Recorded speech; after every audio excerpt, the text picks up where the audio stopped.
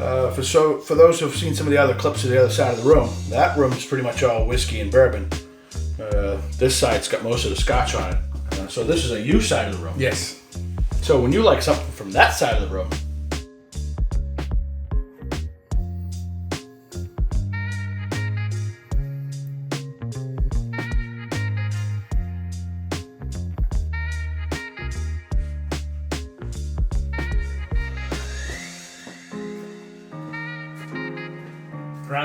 Round two, a little double header. I'm still deaf because that hasn't changed. I figured that out. The other thing that's really changed is we sipped a little bit more off the camera on that on the spring bank that I just did. Check out the last video. And I really like what you had to say off camera. One was spring, the other one was fall. Yeah, I think 10 years is a lot more springy, a lot more spring connections, and then the 15 is much more fall. Yeah, and I think we even said you're going out for a nice steak dinner, start with the 15, and then actually finish with the 10. Like ice cream and a brownie. It'd be great with dessert. Yeah, so I thought that was pretty cool. Wish we kind of got that on film, but yeah, you gotta cut it off somewhere. You know. I'm Tom. I'm Derek. That's Derek. I'm not Derek. I'm Tom. I'm deaf, but we're here, and my nose is good. My taste buds are alive. Can't hear anything. We're a few drinks in already because this is round 2 for the day. But I don't have anything new for the cave because it's only been 10 minutes. I can't exactly get to the liquor store in 10 minutes to get something new. But this we brought in kind of new to the cave on the last video. And we're going to compare now the 10-year to the 12-year. You got the 10 I got the 10 over here. The 10-year to the 12-year. So I think it's going to be hard. I think so too. So for some context, we believe Glenmorangie is no longer going to make the 10-year. They extended it 2 more years. Upscaling to the 10, the 12. Going to the 12. So I thought it'd be a great idea to. Can we tell? Yeah. Can we tell? So he doesn't know which one of these glasses is which, and I don't know which one of these glasses. So is I poured him 2 blind, and he poured me 2 blind. So one of these is the 10, and one of these is the 12. And obviously, well, do you think any one of them is darker? Oh, yeah. I was going to say, I think... For me, I think the D is a little darker. For me, the A is a little darker. Right. But, I mean, it's minuscule. Sure. So we're doing... Does it matter? We're doing both at the same time? We want to do A's or D's first? No, it doesn't. I don't think it matters. Yeah, you're on your own. All right. So you got to figure out which is the 10, which is the 12. Now, I've never had the 12. You've never had the 12. Nope. I haven't had the 10 in a long time. And the 10's been a while, but the 10 is a lighter orange zest. Don't do that. You're not going to know which one's which. There you go. We always have Derek here for stretch check.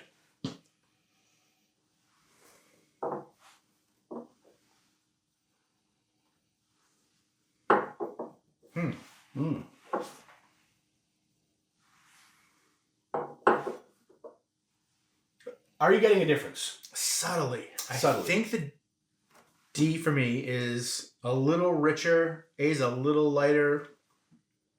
All right, so A is the richer one for me. I am pretty certain we have switched the bottles. My A is your D and my D is your A. Okay.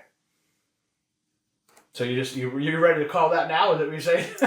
Well, I I don't know which one's which. Sure. But the color differences were opposite when we were looking at color. So that means they're probably switched. Because we didn't know which was. We didn't. So do you think my A is your D? Yes. Okay. And not, based off my nose. And not tasting and color them, my match. first guess is my A is a 10 and my D is the 12. But that's my first guess too. But let's Just from sight. let's drink it first. Actually, I go with what I perceive to be the 10 first.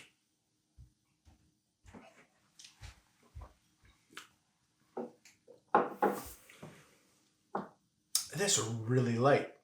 I haven't had it in a long time. Well balanced, smooth. It's a Jameson of Scotch. Yeah. Although I would say probably a little bit more flavor. Yeah, I mean, but still better put together than Jameson.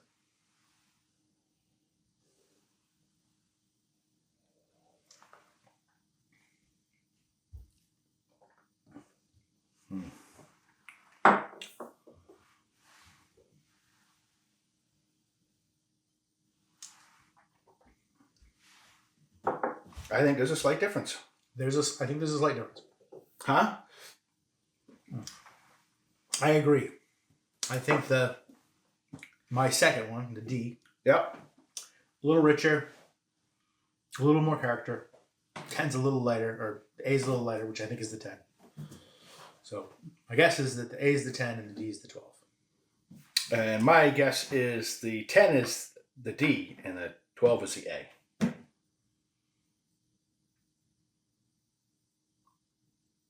And that is correct. And you are correct. I have to go. Yeah. All right.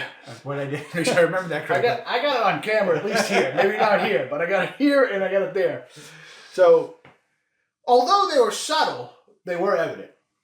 There was a difference. I think we saw it on the color a little bit. Mm-hmm. The nose was just a little bit more poppy. Say that again. 12 year. You think you got it backwards or I got it backwards? Would you say the one on the right's darker? Maybe not with my hand in the way. I can't really You tell. blind son of a bitch.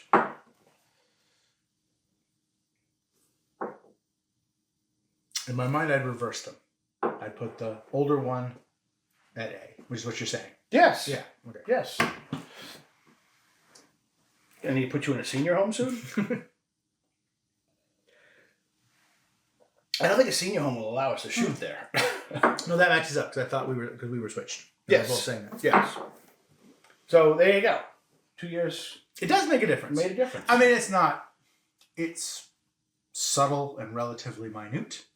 I will say it's probably a little better. But from their perspective, it's a hell of a lot more marketable. Yes, it makes you. 12 sounds better. Yeah. Well, that's what's new to the cave today. That was fun, actually. Yeah, I thought that was pretty neat. But not while we're here. Because we're here for Horse Soldier. So I'll figure out how to open these. These ones have a. What do we know about Horse Soldier? All right, so distilleries from St. Petersburg, Florida. Florida? They do plan to open up an operation in Kentucky, but as of when I was doing my research, they hadn't started that yet. But the company was founded by a group of Green Berets that were the first unit to go into Afghanistan after 9/11. And because of the terrain, they actually had to patrol on horses. Okay. So they were named by the locals as the Horse Soldiers. And that's where the name comes from. Okay. They touted that they went to Ireland, they went to Scotland, they went to Kentucky to learn various techniques for how they wanted to distill and make their whiskey. One of their claims is that they use only the highest quality corn to make their bourbon, and that the mold that makes the bottle, comes from steel from the World Trade Center. Oh, okay. So I knew there was some correlation with the World Trade Center somewhere. So they use that steel iron to make the form that they put the glass in to make the bottle. Okay. I thought that was pretty cool. That is kind of cool. It's aged 3 years. They don't have it's bourbon. They didn't go into too much more detail other than that. They didn't really get into the blend. So they actually have, they have more than one. They have a few releases out at this point. We can actually Glenmorangie off the set here for a moment. They have what I believe we'll call their traditional offering. Yep. They have a small batch offering. They have a cask strength offering. And I don't know what the next offering is per se called, but I know it's not cheap. Mm-hmm. So they got an expensive offering. We'll call it that. Not that these are budget friendly themselves, although the regular ones are only about $45. So this is straight bourbon whiskey. I don't know who washed that glass, but we're gonna do it. Ah, okay. 87 proof. So we're calling this, straight bourbon. So we know at least 51% corn. That's cool. It is cool, is it not? I spent a lot of time in St. Pete. I will have to see if I can find out where their operation is. And I goes without saying, but thank you for your service. So let's give it a nose.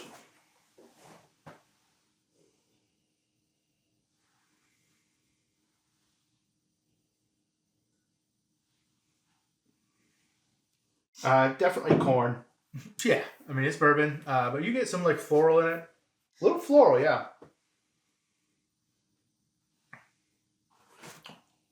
Light hay? Sure. It's pleasant. It's not overbearing. No.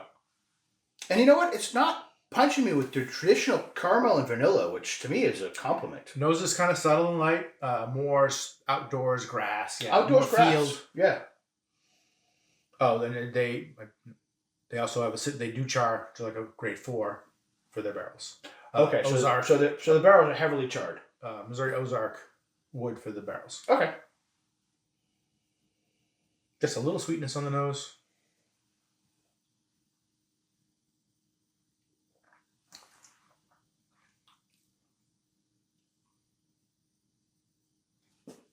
That went down very well. I was gonna say that's really smooth. Yeah. The hay carries over. That field carries over. There was something else that hit me on the palate before the finish that I can't quite describe yet. Pleasant. I want to say it's like I mean it's just minute, but like a hint of berry, but I can't really put the berry in there. It's got a little baking soda in the finish for me. Not too sweet, just subtle bits of sweetness. A little dry. A tad.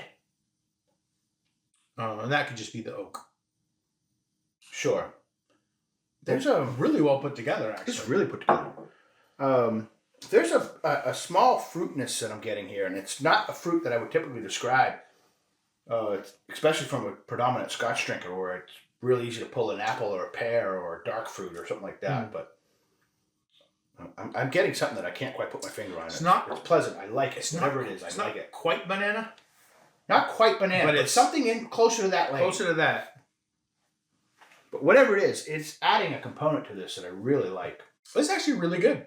And I don't usually say that very often for bourbons.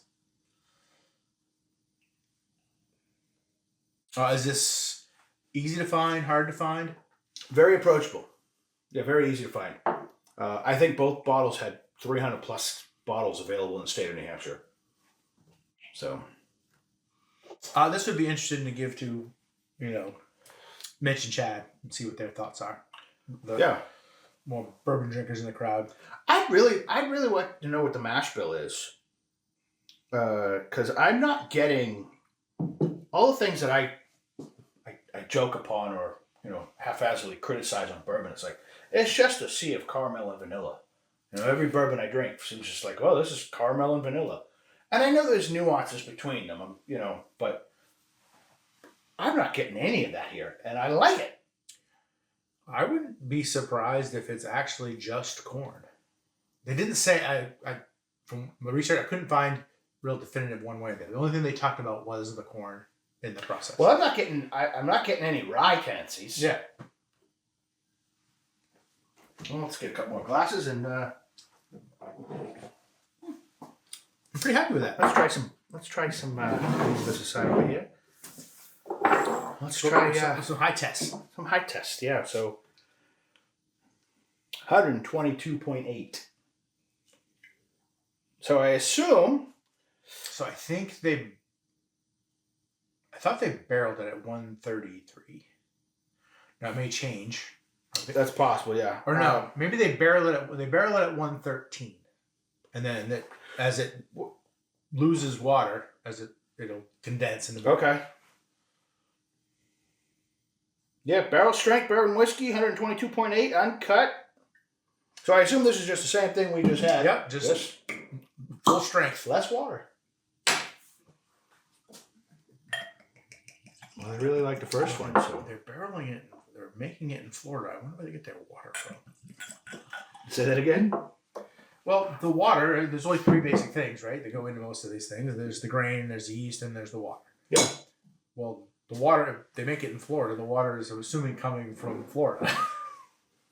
which isn't a place that's necessarily known for the quality of its water. Not exactly Maine. I was looking to see where it's.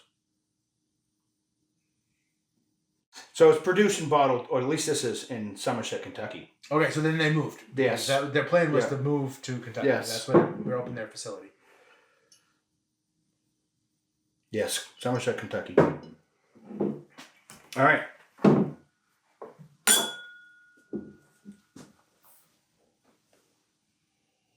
Yeah, same thing, just amped up a little. Yeah, you get a little more intensity. It doesn't smell or give me a nose of 120 something proof. No, but I can tell the difference. I can definitely pick up more vapor. Yeah, see, I'm just picking up more amped up volume.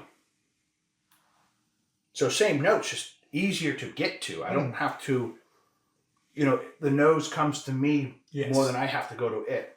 I get a little tingling, which usually for me is the alcohol vapor. Well, my plugged ears are messing with my nostrils, and I'm just got super nostrils. I think your statement, though, is the flavor profile is just a little more intense. But if you were to give me this not knowing what the proof was, I don't know that I would get to that. It is definitely same thing, just volume up. And maybe I started with too big of a sip.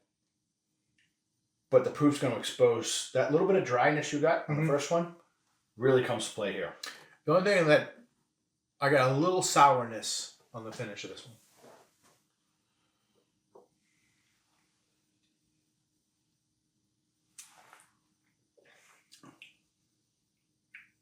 Smaller sip's a little better. Yeah, I mean, it's foolproof. So smaller sip's probably better for you anyway. But it does. It allows you to appreciate the finish, the flavor. Yes. So I took a fairly big sip the first time and a smaller sip the second one. I like the smaller sip. Totally agree. I do get that it's a little proofy after 2 sips. It's rich, a little bit richer. I think, though, and this is now a couple times in a row, that I would take the regular. I think I like the regular better, too. And Not as anything, this is good. Yeah. But just, it works a little better. It does. And this is, I don't find a lot of bourbons drinkable. Where I could have a couple of glasses and not get tired of it. I'm pretty certain I could have 3 glasses of this and not get tired of the flavor. It's not going to overpower everything. What the cask strength might. Yeah, the cask strength's good for 1. And I think you'd be tapped out at that. Just from a flavor profile. Where I think you're spot on. I could pour a few of these and or not. Yeah. No, the base, very good. Very approachable, easy drinking. From a tasting standpoint, I think the cask strength is good from that standpoint. You really get some richness. It gets a little deeper. But 1 is enough. I think the banana is about the closest I'm going to get to that fruit flavor profile that I was trying to get to. So we agree the regular ones. We like the regular one better than the batch strength. Both good. Yes, and I mean, I don't We give both are. You positive reviews on bourbon very often. This has so been one of the better ones we've done. For those who've seen some of the other clips of the other side of the room, that room's pretty much all whiskey and bourbon. This side's got most of the scotch on it. So this is a you side of the room. Yes. So when you like something from that side of the room. There are things I like over there, but. All right, well, we've had our fair share to drink today because this is round 2 of today. Doubles header. Let's score this one. Good selection. Let's score the main line. All right, so the main line, I think it's well put together, so I'm just going to give it a solid, 8.4. Yeah, I agree. And I'm finding myself trying to compare it to other bourbons and not necessarily to a Scotch or an Irish or something like that. And then I'm also trying to put that all in the same mix of, what I also like, right? This, what you're drinking, I think was a $45 bottle. Nice. That's a big thumbs up. Yeah. Right. The cask strength or the batch strength, I want to say was about 80 or 90. Sure. So quite the difference there. But for a $45, for a lot of wins here. A lot of wins. $45 is a really good value. I appreciate that I didn't get the cliche caramel and vanilla that I tend to get on most bourbons. That was a big plus for me. It was a little distinctive. It was good. It gave me something different in a bourbon that I'm not used to getting in it, which I enjoyed it. Everything went well with it from start to finish. That little, again, a dose of fruit, something. Again, banana's about the closest I can get to it. I enjoyed it all. So from a bourbon perspective, this ranks pretty high for me. From an overall whiskey perspective, I think you're spot on the 8.4. I might even go as much as 8.5. I could have more than one of these. I could have 3 or 4 of these. I just gave the Glenmorangie an 8, right? Okay, yeah. And if I was having them side by side, I don't know that I would choose this one better. So I might be giving it a little bit of bourbon love. Bourbon love. Yeah. So, and that is challenging when you're trying to score, a Scotch versus a bourbon, because I was just so impressed. It's real easy for us to say, oh, that was for bourbon's sake, that's a really good bourbon, or it's for Scotch sake, right? Or for a peated. When you're trying to rate a fruity non-peated Scotch versus a peated Scotch. Yeah, it's hard. There's a lot of differences between them. A sherry finish versus a peated have totally different. So I think you bring up a good point in perspective. If I'm comparing it to whiskeys that I love, well, then I am a Scotch guy. And there's a lot of other Scotches I would prefer over this. But I want to give this its due and its respect in the bourbon category. I also think I'm on a run of bourbons I haven't really appreciated lately. So that maybe give it because it's been a while since I've found one I've really enjoyed. It's getting a little more love. Yeah. And I'd probably downgrade the cask strength to like 8.2. That's fair. Yeah. I don't think the cask strength was anything. I was definitely more impressed with the main line. Again, and maybe you're right, because it was a bourbon that set itself apart and spoke to me. Mm-hmm. So you're right. Yeah. When I compare it to, and if someone's out there like logging all this, we're probably not real consistent. Yeah. It's the day. It's what you've had next to it. All kind of plays into your opinions. But again, great whiskey. Appreciate your service. I'm still deaf. You are. You're getting louder as the... Am I getting louder? I told you I would be. I told you. Just tell me to shut up when I get too loud. When your ears get plugged and you just can't hear anything, so you just feel like you got to talk louder. I mean, let's face it, I talk loud enough as it is. It was a good pick, though. Good call. I definitely recommend, and if you haven't had it, go out and give it a shot. Absolutely. Go out and get this bottle. Tell us what you think. I think you'll really like it. Well, that's good for me. We'll wrap it up. I'm Tom. I'm Derek. That's Derek. As always, we appreciate any feedback. This was our second session. So, yeah. Tell us what you think. Where we at? Did we go off the rails? Yeah. But, yeah, give us some feedback.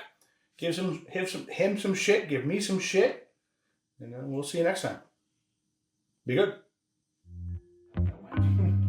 So I bought 2. Obviously, this one's still sealed. Yep. But I am guilty as charged. I already opened the other one. I couldn't wait for you. But still love you. So I got a little sample right here. We're gonna do it in the moment. We're not gonna go overboard. But I figured, hey, what the hell? Here we are. Well, I think I had my first Penelope.